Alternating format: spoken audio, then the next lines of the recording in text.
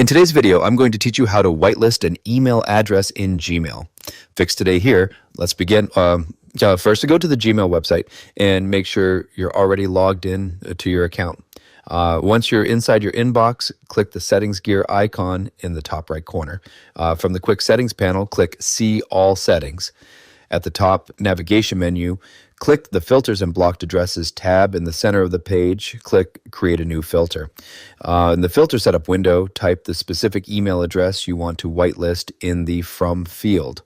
If you want to whitelist an entire domain, type it in this format, such as at example.com. After entering the address or domain, click the Create Filter button at the bottom of the window. On the next screen, check the box for Never Send It to Spam.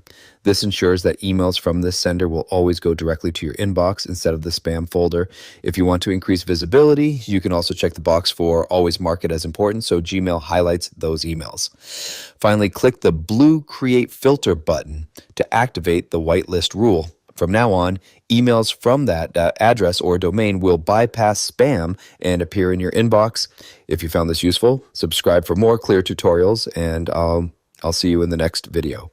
Congratulations.